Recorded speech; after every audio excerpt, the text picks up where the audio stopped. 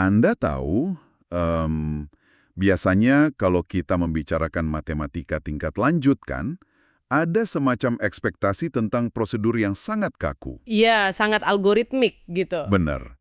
Anda mungkin membayangkannya kayak sebuah mesin pabrik yang presisi. Kita masukkan angka di satu sisi, lalu putar engkol rumus yang panjang, dan bam, sebuah jawaban yang mutlak pasti keluar di sisi lain. Dan jujur saja ada rasa aman yang besar kan dalam proses mekanis seperti itu. Pasti.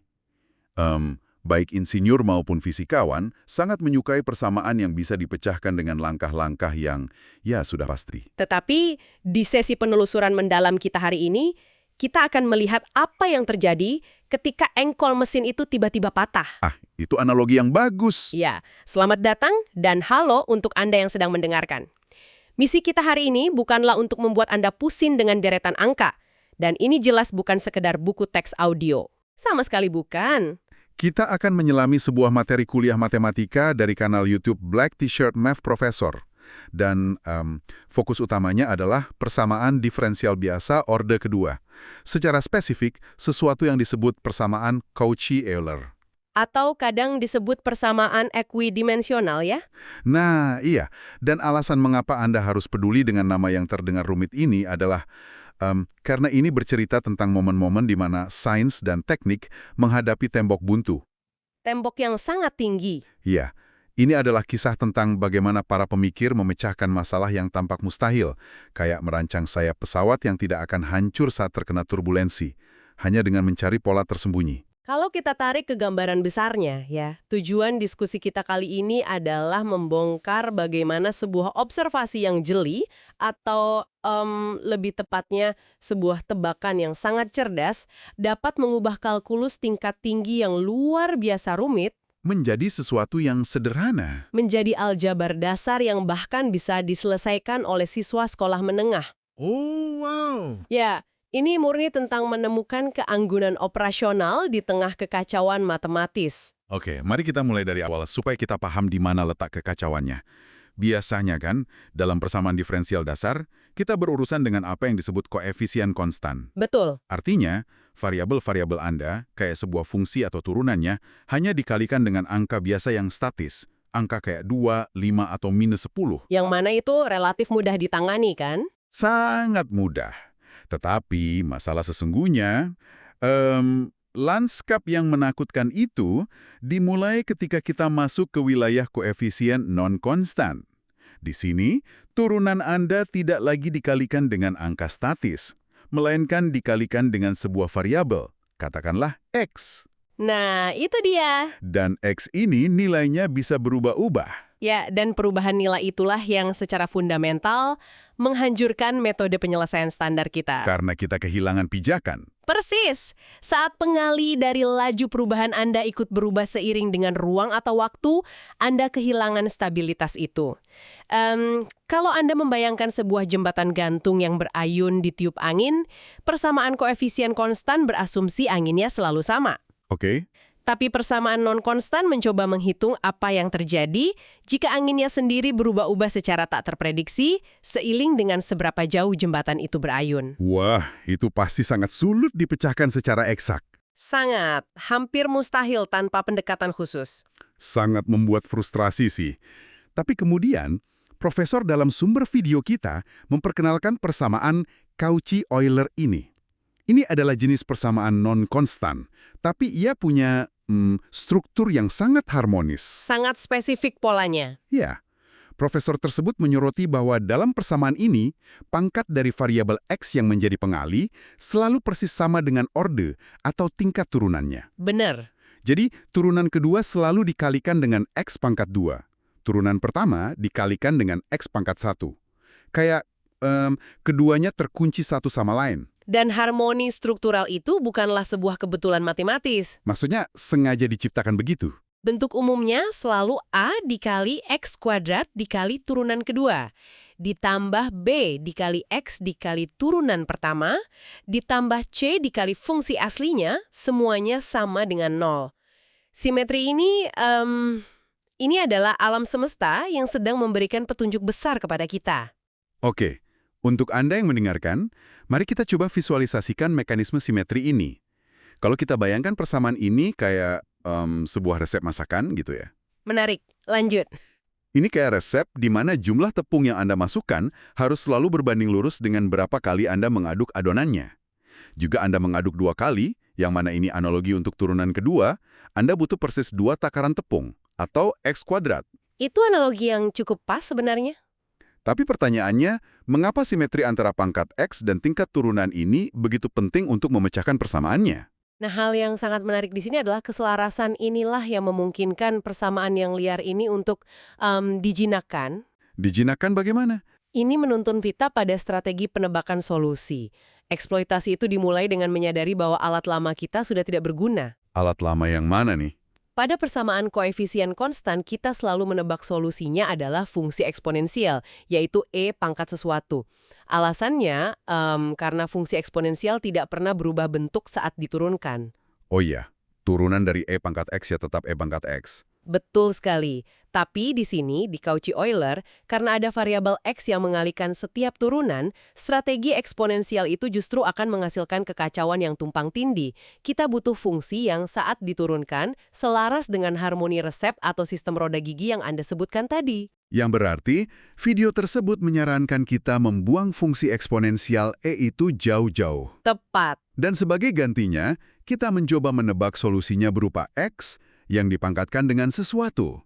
Katakanlah, Y sama dengan X pangkat M, di mana M adalah sebuah pangkat yang nilainya, ya, belum kita ketahui. Dan tebakan X pangkat M ini berlian banget, karena ia memanfaatkan aturan pangkat dasar dalam kalkulus. Coba jelaskan mekanismenya untuk kita. Oke, saat Anda menurunkan X pangkat M untuk pertama kalinya, pangkat M itu akan turun menjadi pengali, kan? Ya, Dan sisa pangkatnya berkurang 1 menjadi M-1. ia kehilangan satu tingkat. Betul. Tetapi ingat struktur Cauchy-Euler tadi? Turunan pertama ini kan secara otomatis dikalikan lagi dengan X pangkat 1. Ah, iya. Nah, dalam aljabar dasar, saat Anda mengalihkan variabel dasar yang sama, Anda menjumlahkan pangkatnya. Jadi, pangkat M-1 tadi ditambah dengan 1 dari X pengalinya, mengembalikan pangkatnya kembali menjadi M. Suku itu sekarang mengandung X pangkat M lagi. Tunggu, hal yang sama pasti terjadi pada turunan kedua juga kan? Persis, kalkulus akan memangkas pangkatnya menjadi M-2. Namun, struktur persamaannya memaksa turunan kedua ini dikalikan dengan X kuadrat. Minus 2 ditambah 2 sama dengan 0. Ya, pangkatnya kembali lagi membesar menjadi X pangkat M. Wah, jadi di akhir proses, semua suku dalam persamaan panjang yang tadinya menakutkan itu sekarang punya faktor yang seragam, yaitu X pangkat M. Benar. Dan karena seluruh persamaan itu disetel sama dengan 0, kita bebas untuk memfaktorkan X pangkat M itu dan menyingkirkannya begitu saja dari persamaan. Kita keluarkan saja dia. Profesor di video itu menunjukkan bahwa setelah X pangkat M dicoret, yang tersisa hanyalah angka dan huruf M. Kalau tidak salah ingat, bentuknya jadi A dikali M minus 1, ditambah B dikali M, ditambah C sama dengan 0. Betul. Dan itu disebut auxiliary equation, atau persamaan pembantu. Tapi tunggu sebentar. Nah, disinilah ini menjadi sangat menarik. Dan saya harus menekan Anda sedikit tentang hal ini ya. Silakan. Coba bayangkan saya ini pendengar. Kalau saya punya masalah teknik kritis, katakanlah merancang turbin pesawat gitu. Oke. Apakah saya benar-benar mengandalkan ahli matematika level atas yang memecahkan masalah kompleks ini hanya dengan menebak? Maksud Anda tebakan Y sama dengan X pangkat M tadi? Iya, bukankah itu terdengar kurang ilmiah bagi Anda? Gimana kalau tebakannya meleset? Ini kan bukan tebak-tebakan berhadiah. Di mana sainsnya? Rini. Iya kan? Kayak asal tebak aja. Seolah-olah kita cuma menarik kelinci dari dalam topi pesulap. Tetapi sejatinya menebak dalam konteks matematika tingkat lanjut ini bukan tebakan buta. Ini adalah educated guess. Tebakan terpelajar. Iya, ini adalah pattern recognition atau pengenalan pola yang sudah diasah berpuluh-puluh tahun. Jika kita hubungkan ini dengan gambaran besarnya, seluruh matematika tingkat lanjut sebenarnya adalah tentang mencari jalan pintas yang elegan. Untuk menghindari perhitungan paksa atau brute force. Persis. Mengenai pertanyaan Anda tentang apa yang terjadi jika tebakannya meleset, persamaan itu sendiri yang akan mengoreksinya. Jika tebakan strukturnya salah, persamaan pembantu tadi tidak akan bisa diselesaikan. Oh, dia akan error dengan sendirinya. Kalau intuisi pola Anda bisa menunjukkan letak terowongan aljabar rahasia yang tembus langsung ke sisi lain. Terowongan aljabar rahasia. Wah, saya suka istilah itu. Dan begitu kita berada di dalam terowongan tersebut, persamaan pembantu yang tertinggal tadi pada dasarnya hanyalah persamaan kuadrat biasa, kan? Ya, persamaan yang persis sama dengan yang kita pelajari di sekolah menengah. Lengkap dengan rumus ABC itu. Dan kita tahu bahwa persamaan kuadrat selalu memiliki 3 kemungkinan skenario hasil. Mari kita bahas 3 rasa solusi ini. Tentu, skenario pertama adalah yang paling memuaskan secara matematis, yaitu akar real berbeda. Anda memasukkan angka-angkanya ke rumus kuadrat, dan Anda dapat 2 nilai M yang berbeda dan keduanya bilangan nyata. Sebut saja M1 dan M2. Ya, solusi akhirnya sangat lugas. Anda hanya ambil tebakan awal tadi dan memasukkan nilainya. Anda dapat 2 komponen independen, X pangkat M1 dan X pangkat M2. Selesai. Itu manis dan sangat mudah. Tapi ya, kehidupan nyata jarang semudah itu. Sangat jarang. Bagaimana dengan skenario kedua? Akar real berulang. Ini terjadi jika setelah dihitung, persamaan kuadrat Anda hanya menghasilkan 1 nilai M yang kembar. Betul. Solusi pertama kita sudah jelas. Y1 sama dengan X pangkat M. Tapi masalahnya, dan mungkin Anda bisa menjelaskan mengapa untuk pendengar kita, mengapa sih persamaan diferensial orde kedua memaksa kita harus punya 2 solusi yang saling independen?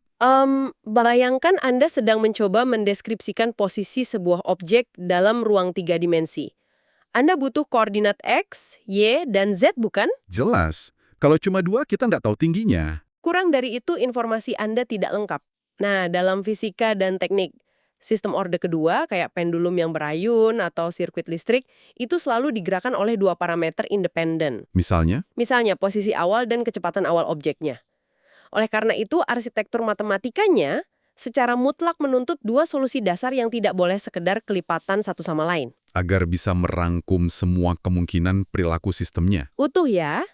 Jika Anda hanya punya satu akar berulang, rumah Anda ibaratnya kekurangan satu pilar penyangga utama. Pasti runtuh. Wah, jadi kita kekurangan satu pilar nih. Bagaimana profesor di video itu mengatasi jalan buntu ini? Melalui sebuah teknik yang disebut reduksi orde. Meskipun profesor di video tidak membongkar seluruh aljabar yang panjang itu, mekanisme di baliknya sangat logis. Matematikawan berasumsi bahwa solusi kedua ini pasti punya kemiripan dengan solusi pertama. Tapi harus sedikit berbeda agar independen. Presis. Jadi, mereka mengalihkan solusi pertama, X pangkat M, dengan sebuah fungsi misterius yang nilainya belum diketahui. Sebut saja fungsi U terhadap X. Oke. Ketika mereka memasukkan gabungan ini kembali ke persamaan awal dan mencoba mencari tahu apa sih wujud asli dari si U ini, kalkulus menuntut mereka untuk melakukan proses integrasi. Dan dari integrasi itulah, Secara alami, muncul fungsi logaritma natural atau LNX. itu luar biasa. Jadi hasil akhirnya untuk solusi kedua di kasus akar berulang ini adalah X pangkat M dikalikan dengan LNX. Iya. Kalau kita bayangkan, ini mirip kayak karakter rahasia yang mendadak muncul di pertengahan film kan? Anda sedang asik fokus pada petualangan eksponensial dan pangkat, lalu tiba-tiba ada fungsi logaritma natural yang turun dari langit untuk menyelamatkan persamaan ini. Hah, karakter rahasia yang sebenarnya sudah ada di sana sejak awal. Tunggu, maksudnya bagaimana fungsi logaritma yang nggak ada hubungannya dengan tebakan awal tiba-tiba jadi pahlawan? Karena kemunculan logaritma di sini bukanlah sesuatu yang magis. Logaritma sejatinya adalah alat ukur tentang berapa lama suatu eksponensial membutuhkan waktu untuk tumbuh. Oh, mereka berhubungan erat. Sangat erat. Eksponensial dan logaritma itu ibarat 2 sisi dari koin yang sama. Dan kehadiran logaritma natural ini sebenarnya bertindak sebagai semacam petunjuk atau foreshadowing. Foreshadowing untuk apa? Untuk skenario ketiga yang merupakan bos terakhir dari seluruh masalah ini. Bos terakhir. Skenario ketiga. Akar kompleks. Disinilah otak kita benar-benar harus melakukan pergangan ya. Sangat. Bayangkan ini untuk Anda yang mendengarkan, Anda sedang menghitung rumus kuadrat, dan tiba-tiba Anda menemukan angka negatif di dalam tanda akar. Bencana bagi kebanyakan orang. Benar. Hasil dari pangkat M Anda sekarang bukanlah angka biasa. Ia adalah bilangan kompleks, yang punya bagian real dan bagian imajiner. Ditulis sebagai alfa ditambah beta I. di mana I adalah akar dari -1. Angka yang tidak nyata. Ya, dan karena tebakan solusi awal kita adalah Y sama dengan X pangkat M, itu berarti variabel X kita sekarang harus dipangkatkan dengan bilangan imajiner. Jadi kita punya X pangkat alfa ditambah beta I. Yang mana secara fisik itu ya sama sekali tidak masuk akal. Iya kan? Maksud saya, memangkatkan 2 dengan 3 itu mudah dibayangkan. Artinya 2 dikalikan dengan dirinya sendiri sebanyak 3 kali. Tetapi bagaimana cara Anda mengalihkan sebuah angka dengan dirinya sendiri sebanyak beta I kali? Gak bisa. Bilangan imajiner secara harfiah tidak ada pada garis bilangan fisik kita. Jadi pertanyaannya adalah, bagaimana seorang insinyur struktural bisa menggunakan angka fiktif ini untuk menghitung getaran pada jembatan beton di dunia nyata? Oke, ini masalah utamanya kan? Inti masalahnya ada di bagian X pangkat beta I itu. Karena bagian realnya, si X pangkat alfa kita semua sudah paham. Betul. Profesor di video itu punya semacam trik sulap matematika untuk menaklukkan pangkat imajiner ini. Ia menggunakan trik prekalkulus. Karena eksponensial E dan logaritma natural itu berlawanan dan saling membatalkan, kita bisa mengubah wujud variabel X tanpa mengubah nilainya. Iya, trik substitusi. Kita bisa menulis ulang X sebagai E pangkat ln X. Tapi pertanyaannya, kenapa kita harus repot-repot memakaikan kostum basis E ini kepada variabel X kita? Karena dalam kotak perkakas matematika tingkat lanjut, ada satu alat pamungkas yang hanya mau bekerja jika ia berhadapan dengan basis E. Alat apa itu? Formula Euler yang sangat legendaris itu. Ini adalah jembatan utama yang menghubungkan alam semesta eksponensial imajiner dengan realitas fisik kita. Tunggu, formula Euler. Seingat saya dari kelas matematika dulu, ini adalah rumus yang entah bagaimana menghubungkan huruf E, pangkat imajiner, dengan gelombang sinus dan kosinus kan? Tepat sekali. Formula Euler secara formal menyatakan bahwa E pangkat I dikali sebuah sudut, theta, itu nilainya setara dengan kosinus theta ditambah I dikali sinus theta. Rumus yang sangat indah. Sangat revolusioner. Jadi mari kita terapkan mekanismenya. Kita ambil X pangkat beta I tadi, dan kita ganti X-nya dengan E pangkat ln X. Oke. Hasilnya menjadi E pangkat I dikali beta dikali ln X. Nah, karena sekarang basisnya adalah E, formula Euler bisa langsung digunakan. Kita cukup menganggap seluruh kelompok kata beta ln X itu sebagai sudut theta dalam rumusnya. Wow. Jadi, dengan memasukkan itu ke formula Euler, bentuk imajiner yang tadinya sangat aneh dan tidak punya wujud fisik itu, tiba-tiba memuntahkan gelombang trigonometri biasa. Secara ajaib ya. Kita mendapatkan kosinus dari beta ln X dan sinus dari beta ln X. Dan perhatikan betapa menakjubkannya hal tersebut bagi aplikasi di dunia fisik. Profesor dalam sumber kita kemudian menggunakan konsep yang disebut kombinasi linear. Boleh disederhanakan sedikit? Tentu. Bayangkan ini kayak proses memixing atau mencampur lagu di studio musik. Anda memiliki 2 lagu independen yang masih mengandung suara noise, yang dalam hal ini adalah huruf imajiner I. Oke, kita mau menghilangkan noise-nya. Persis. Dengan menjumlahkan dan mengurangi kedua persamaan ini dalam proporsi yang sangat spesifik, para matematikawan dapat membatalkan atau melenyapkan semua unsur imajiner I tersebut hingga tak bersisa sama sekali. Bersih. Bersih sepenuhnya. Hasil akhirnya, kita mendapatkan 2 solusi independen yang murni nyata. Tidak ada lagi bilangan fiktif. Solusi nyata pertama adalah X pangkat alfa dikali kosinus beta ln X. Dan solusi nyata kedua adalah X pangkat alfa dikali sinus beta ln X. Saya harus berhenti sejenak karena ini benar-benar mind-blowing. Ahli diferensial pasti menyukai ini karena mereka bisa bekerja di dunia nyata lagi. Tanpa melibatkan huruf I imajiner di hasil akhir. Jadi, apa arti dari semua ini? Kalau boleh saya membuat analogi untuk Anda yang mendengarkan, trik mengubah X menjadi E pangkat ln X, lalu dipadukan dengan formula Euler ini berfungsi persis kayak Universal Translator, atau mesin penerjemah universal di film fiksi ilmiah. Analogi yang bagus lagi. Iya kan? Kita mengambil konsep imajiner yang secara harfiah tidak ada di dunia fisik tempat kita hidup, kita memasukkannya ke mesin penerjemah formula Euler ini, dan dari ujung mesin yang lain, keluarlah gelombang sinus dan kosinus. Sesuatu yang sangat nyata. Gelombang osilasi murni, sesuatu yang mengukur arus listrik bolak-balik di stop kontak rumah Anda, atau menghitung seberapa kuat sayap pesawat bergetar di udara, yang bisa kita gunakan untuk membangun jembatan nyata. Kita menerjemahkan ketiadaan menjadi realitas fisik. Benar. Dan ini memunculkan satu pertanyaan penting, atau lebih tepatnya pelajaran terbesar dari seluruh topik persamaan Cauchy-Euler ini. Terkadang, sebuah masalah di dunia nyata begitu kusut sehingga ia menolak untuk diselesaikan jika Anda hanya bersikeras menggunakan logika di dimensi nyata. Kita harus mengubah perspektif. Anda harus memiliki keberanian dan fleksibilitas untuk melangkah keluar dari kenyataan. Anda pergi bertamasya sebentar ke dimensi imajiner, menavigasi aturan aneh di ruang abstrak tersebut, hanya untuk menemukan pintu belakang yang membawa Anda kembali ke dunia nyata dengan solusi beton di tangan Anda. Pergi ke dimensi imajiner sesaat hanya untuk memecahkan masalah nyata. Sungguh sebuah pergeseran perspektif yang luar biasa. Sepakat? Jadi, untuk Anda yang mendengarkan, mari kita tarik napas panjang dan rangkum obrolan kita sejauh ini. Kita baru saja melintasi sebuah petualangan konseptual yang sangat padat. Kita memulai perjalanan ini dari sebuah persamaan diferensial non-konstan. Yang mengintimidasi. Persamaan Cauchy-Euler, di mana nilai koefisiennya terus bergerak dan berubah seiring dengan variabel X. Tetapi, alih-alih menyerah pada kekacauan itu, kita membedah harmoni roda giginya. Kita menggunakan pengenalan pola yang tajam untuk membuat tebakan cerdas, yaitu Y sama dengan X pangkat M. Dan observasi sederhana itu memicu efek domino kalkulus. Aturan pangkat secara sistematis memangkas semua kompleksitas persamaan dan memerasnya menjadi sebuah persamaan pembantu aljabar yang sangat sederhana. Sebuah persamaan kuadrat biasa ya? Yang hasilnya mendikte keseluruhan perilaku sistem. Benar. Dan saat persamaan kuadrat itu melempar kita ke skenario terburuknya, skenario di mana akar-akarnya berupa bilangan kompleks yang tidak ada di dunia fisik, kita tidak berhenti. Kita tidak menyerah. Kita menggunakan kelicikan aljabar, memodifikasi identitas logaritma natural, memasukkannya ke dalam penerjemah formula Euler, dan menyaksikan sendiri keajaiban saat pangkat fiktif tersebut diterjemahkan kembali menjadi gelombang sinus dan kosinus di dunia nyata. Gelombang getaran yang secara literal membangun dunia teknik masa kini. Itu adalah lengkung narasi yang sangat memuaskan ya.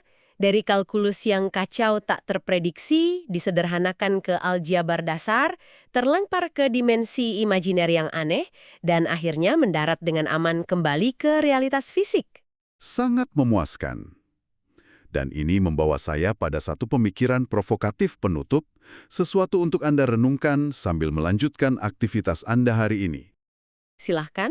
Jika bilangan imajiner, angka-angka yang mengandung huruf I, yang selama berabad-abad ditolak oleh para filsuf, dianggap sebagai kecacatan logika, murni konsep abstrak, atau sekedar ilusi belaka, jika angka-angka fiktif ini ternyata menjadi kunci rahasia yang mutlak dibutuhkan untuk memecahkan persamaan teknik dan fisika. Persamaan yang membentuk realitas fisik kita sehari-hari? Persis.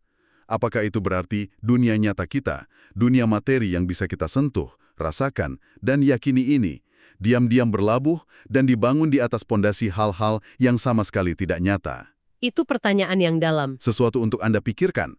Teruslah penasaran, teruslah mempertanyakan bagaimana realitas Anda bekerja di balik layar. Dan sampai jumpa di penelusuran mendalam kita berikutnya.